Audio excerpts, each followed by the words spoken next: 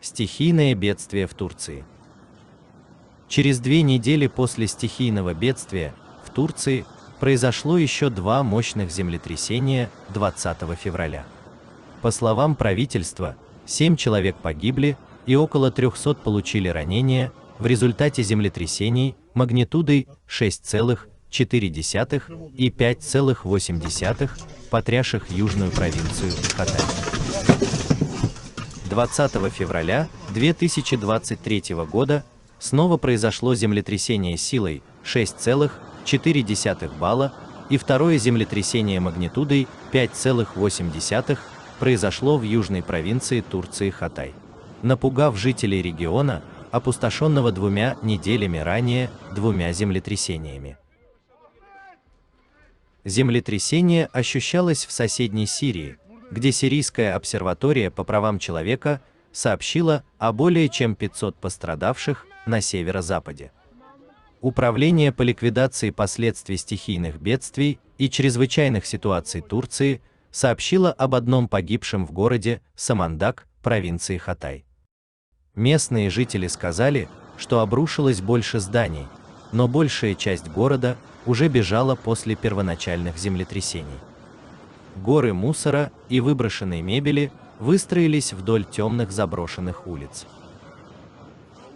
Последние землетрясения менее мощные, чем землетрясения силой 7,8 и 7,5 балла, которые проложили путь разрушения через Южную Турцию и Северную Сирию 6 февраля.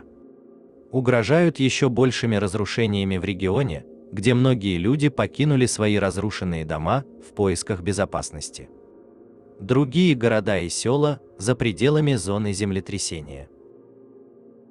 По данным Европейско-Средиземноморского сейсмологического центра, более крупное землетрясение произошло на глубине всего 2 километра, потенциально усилив его воздействие на уровне Земли. Он был сосредоточен недалеко от южного турецкого города Антакия и ощущался в Сирии, Египте и Ливане. Турецкое агентство по управлению стихийными бедствиями ЭФЭД заявило, что эпицентр более крупного землетрясения находился ниже района Дефне в Хатае, в регионе, где многие жаловались на слабую реакцию правительства на первые землетрясения. Мэр Хатая Лютфю Саваш сразу же выразил обеспокоенность тем, что последние землетрясения вызвали еще больше разрушения по всей провинции и, возможно, дальнейшие человеческие жертвы в месте, которое уже переживает одни из самых серьезных разрушений в Турции. Некоторые здания разрушены, есть и те, кто застрял под завалами, сказал он. Муна Аль-Амар, жительница Антакии, рассказала, что находилась в палатке в парке, когда произошло землетрясение силой 6,4 балла.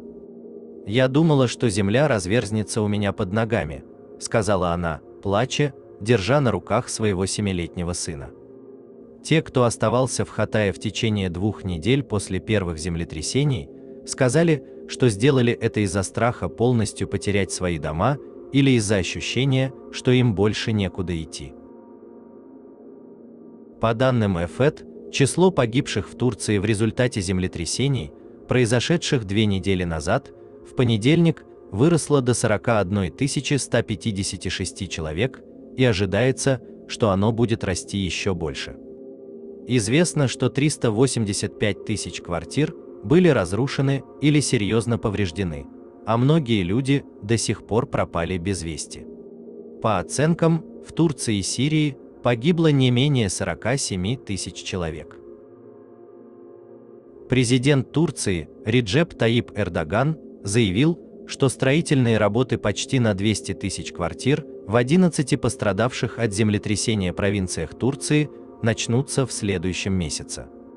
Несколькими часами ранее госсекретарь США Энтони Блинкен заявил во время визита в Турцию, что Вашингтон будет помогать столько, сколько потребуется, поскольку основное внимание уделяется срочному укрытию и восстановительным работам.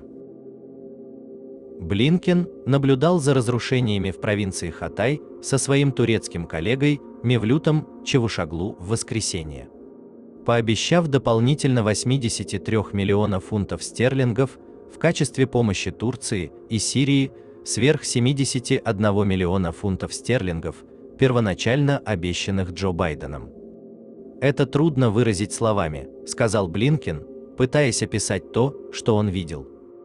Бесчисленные здания, общины, улицы повреждены или полностью разрушены.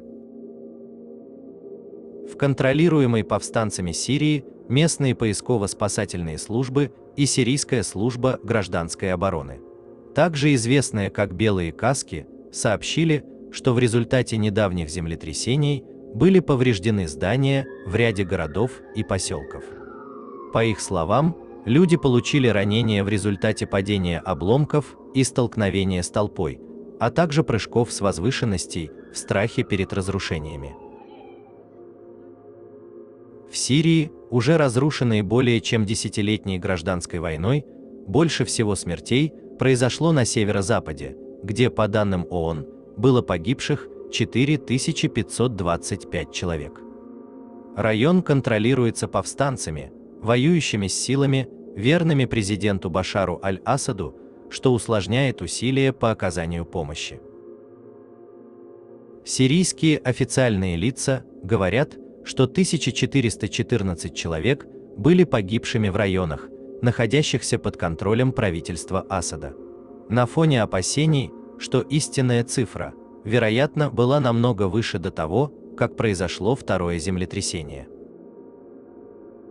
По состоянию на утро понедельника 197 грузовиков с гуманитарной помощью ООН въехали на северо-запад Сирии через 2 пограничных перехода, сообщил представитель управления ООН по координации гуманитарных вопросов.